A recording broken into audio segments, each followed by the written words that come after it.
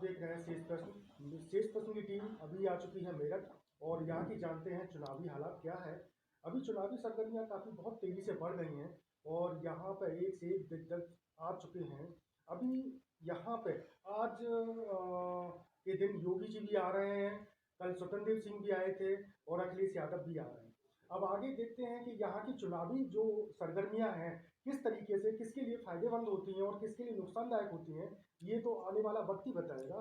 क्योंकि चुनाव में जनता ही सर्वोपरि होती है और उन्हीं कद्दावर नेताओं में से जो मेरठ में सबसे कद्दावर नेताओं में से एक जो माने जाते हैं डॉक्टर साहब मिराजुद्दीन साहब, हम उनसे आज मुलाकात करने के लिए आए हैं और जानते हैं कि जनता की क्या कैसे है, क्या नब्ज है। क्योंकि वो काफ़ी लंबे टाइम से यहाँ पे राजनीतिक चीज़ों से जुड़े हुए हैं, राजनीति की नस नस को जानते हैं, बारीकियों को समझते हैं और आखिरकार किस तरीके से वो चीज़ों को और बेहतर तरीके से अपने लिए या अपनी पार्टी के लिए कर सकते हैं।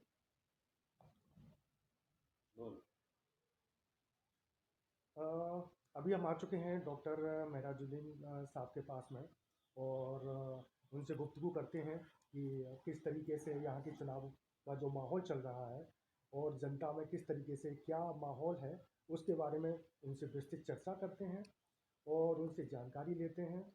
और नमस्कार डॉक्टर साहब, आपका स्वागत है शीर्ष प्रश्न में। डॉक्टर साहब, मेरठ एक बहुत हाई वोल्टेज सीटें रही हैं, यहाँ की ड्रामा भी रहा है, पॉलिटिक्स में काफ़ी बहुत आगे भी रहा है। अभी आप क्या समझते हैं कि यहाँ पे किस तरह की जैसे कि सीटों का बंटवारा हुआ है, कुछ लोगों को सीट मिली हैं, तो गठबंधन आगे रहेगा या बीजेपी, क्या अभी क्या रणनीति, क्या जनता, क्या मतलब वो उसके बारे में थोड़ा सा बताइए विस्तार से। देखिए, पिछले चुनाव में यहाँ टोटल एक सीट आई थी समाजवादी पार्टी की, शहर मेरठ, बाकी सब बीजेपी के पास थी। मगर इन 5 सालों में परफॉर्मेंस जो थी वो नील बटा नील रही बीजेपी की। उसकी वजह ये हुई है कि आज हम लोगों को पब्लिक में तराही तराही इसलिए मची, एक तो बेरोज़गारी बहुत बढ़ गई, दूसरा महंगाई ने कमर तोड़ी है, वो चाहे कोई भी हो। अब जब महंगाई तो ना धर्म देखती, ना मज़हब देखती, ना बिरादरी देखती, हर आदमी को रोटी चाहिए होती है और पेट भरना होता है, शाम में बच्चों को रोटी चाहिए ही चाहिए। रोज़गार कहीं साधन निकल नहीं रहे, बेरोज़गारी बढ़ती चली गई, बहुत बुरा हाल हुआ है।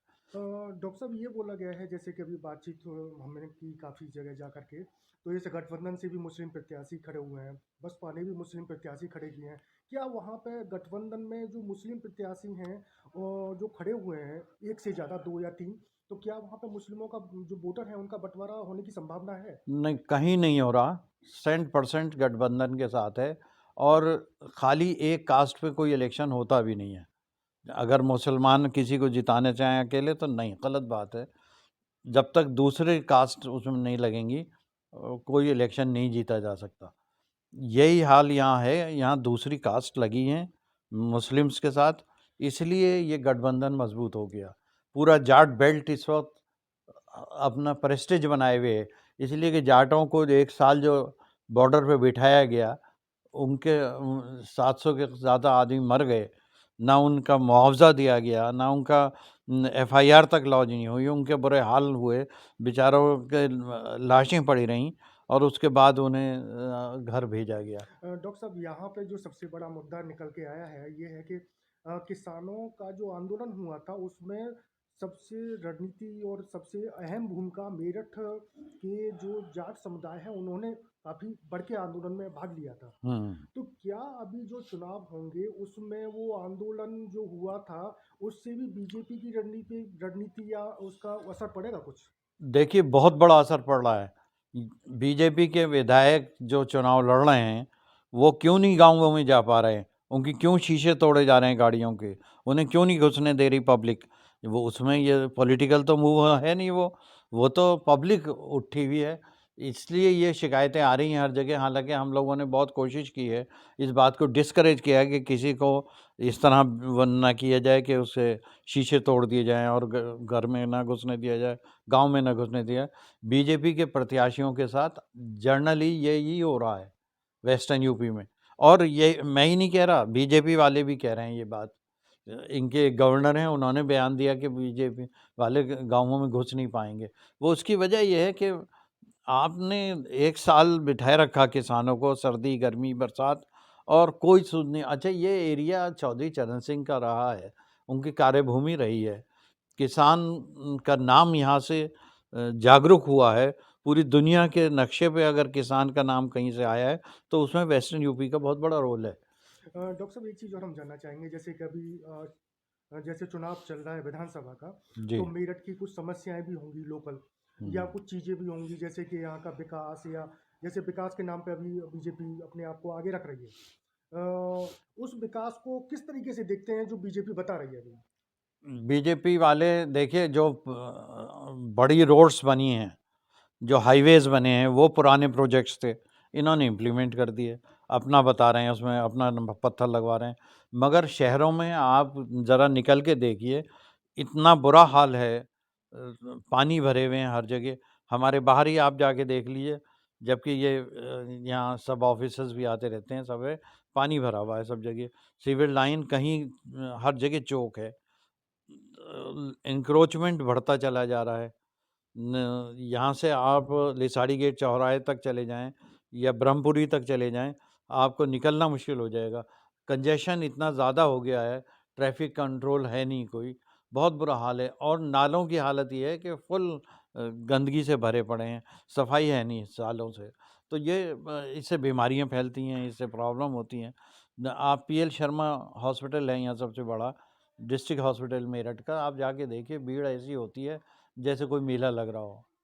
डॉक्टर साहब, एक चीज़ और हम कहना चाहेंगे कि अभी जैसे कि विकास का जिस तरीके से बता रहे हैं, जनता भी जानती है और क्या है, तो अभी जो गठबंधन या जो अदर पार्टीज हैं, वो ऐसे किस मुद्दे को लेके आई हैं जिससे कि इनके विकास के मुद्दे को फेल किया जा सके और चीज़ें जीत जा सके, मतलब जो विपक्षी हैं? देखिए, सबसे बड़ा मुद्दा तो बेरोज़गारी है, जी। उसके बाद महँगाई है। आज पेट्रोल, डीज़ल जिस भाव बिक रहा है, जी। वो हर आदमी को इफ़ेक्ट कर रहा है। ये कोशिश करते हैं कि भिखारी बनाने की, फ्री राशन देने की, ये सब है। ये चंद लोगों में चलता है, मगर ज़्यादा लोग इससे इफ़ेक्टिव नहीं है। सबसे ज़्यादा परेशानी जो है, वो पेट्रोल, डीज़ल और जर्नल तेल की महँगाई है। सरसों का तेल आज किस भाव मिल रहा है। तो ये सारी चीज़ें आदमी के जो लैंडिंग कॉस्ट है, वो सारी पेट पे पड़ रही है। और आदमी को 2 रोटी ज़रूर चाहिए अपने बच्चों के लिए, शाम के लिए। डॉक्टर साहब, एक एक क्वेश्चन जो मैं पूछना चाहूँगा, जो सबसे बड़ी है, कि मेरठ या इस तरफ जैसे कि बीजेपी के संगीत सोम हुए, या जो बड़े जो नेता हैं जो कड़वी जबान बोलते हैं, कुछ पक्ष हो या विपक्ष हो, कुछ कड़वी, उनके बारे में आप क्या कहना चाहेंगे? उन्हें ऐसा बोलना चाहिए, या क्योंकि उनकी जनभावनाएं भड़क सकती हैं इससे लोगों की? देखिए, आज बीजेपी कहती है कि 70 साल हो गए आज़ादी के बाद से, और हिंदुस्तान तो उससे पुराना मुल्क है। यहाँ का हिंदू कभी कम्युनल नहीं हुआ, कभी फ़िरका परस्त नहीं हुआ, और हमेशा फ़िरका परस्ती को डिस्करेज करता रहा। अगर ये ना होता, तो 70 साल से गवर्नमेंट बीजेपी की बन गई। अब से 40 साल पहले अटल बिहारी वाजपेयी प्रधानमंत्री हो गए होते, अगर हिंदू कम्युनल होता, मेजॉरिटी थी हिंदुओं की। मगर हिंदू कभी कम्युनल नहीं होता। ये बहुत बड़ी गलतफ़हमी, ये तो इन्होंने बदला, पिछले चुनाव में लाए, और उसकी वजह से कुछ असर पड़ा। मगर वो फिर धीरे-धीरे, क्योंकि हिंदू रोज़गार चाहता है, बच्चों की पढ़ाई चाहता है, वो रोज़मर्रा डिस्टर्बेंस नहीं चाहता बिल्कुल भी। वो ये नहीं चाहता कि यहाँ दंगे हों, फ़साद हों। वो और दूसरी बात ये कि हमारा मानना ये है कि कंपल्सरी एजुकेशन होनी चाहिए। अगर मुस्लिम्स में एजुकेशन नहीं होगी, या किसी और तबके बैकवर्ड क्लास में एजुकेशन नहीं होगी, उसका असर पूरे कंट्री पे पड़ेगा। एक जिस्म का हिस्सा ख़राब हो जाता है, एक आँख ख़राब हो जाती है, तो वो पूरा जिस्म ख़राब हो जाता है, पूरी बॉडी आदमी की ख़राब हो जाती है। डॉक्टर साहब, हम आखिरी ये पूछना चाहेंगे कि जनता के नाम आप क्या संदेश देना चाहते हैं, जिससे कि यहाँ का जो भाईचारा है, जो एक तरीके से सौहार्द का एक अच्छा माहौल बना रहे, लोग अपने आपस में मिलजुल के रहें और चीज़ें बढ़िया रहें, उसके लिए आप क्या जनता को संदेश देना चाहेंगे? बशीर बद्र का एक शेर है, दुश्मनी का सफ़र एक कदम दो कदम, तुम भी थक जाओगे हम भी थक जाएंगे। इस वक्त सवाल जो हैं हिंदुस्तान में वो और हैं। ये सवाल नहीं है कि ये हिंदू है, ये मुसलमान है, ये ठाकुर है, ये पंडित है, ये सवाल नहीं है। सवाल तो दुनिया कहाँ जा रही है, हमें उन सवालों का जवाब देना है। हमें अपने बच्चों के मुस्तकबिल का सवाल देना है कि इनके लिए 20 साल आगे क्या एजुकेशन होगी, क्या रोज़गार होगा, क्या ये पढ़ेंगे, कितना ये कमाएंगे और बाहर अगर जाना चाहते हैं तो वहाँ से क्या कमा के लाएंगे। ये दुनिया कहाँ जा रही है और हम अभी इनमें ही अटके रहेंगे। तो इसलिए पब्लिक को चाहिए कि आपसी भाईचारा तो पैदा करें ही, मगर इसके अलावा अपने स्टैंडर्ड को बढ़ाएं, अपना लिविंग स्टैंडर्ड बढ़ें, ताकि हमारे खुशहाली पैदा हो, घर घर में खुशहाली हो। तेज प्रश्न समाचार समूह और प्रखर प्रवाह न्यूज़ को समय देने के लिए डॉक्टर साहब आपका बहुत बहुत बेहद शुक्रिया। और अभी हम यही कहना चाहेंगे कि आगे जो चुनाव हों बेहद शांति और अच्छी तरीके से हों, और चुनावों में हार जीत लगी रहती है और मुद्दे लगे रहते हैं, और जनता के विकास की जो इन्होंने बोला है उस तरीके से और बेहतर तरीके से हो। बहुत बहुत धन्यवाद आपका डॉक्टर साहब। देश को आगे बढ़ाने की ज़रूरत है, लोकल मुद्दों को छोड़कर देश को आगे बढ़ाना चाहिए, उससे हम भी बढ़ेंगे और हमारा मुल्क आगे बढ़ेगा, पूरी दुनिया में नाम होगा। जय हिंद। अभी हमारे साथ आप देख रहे थे डॉक्टर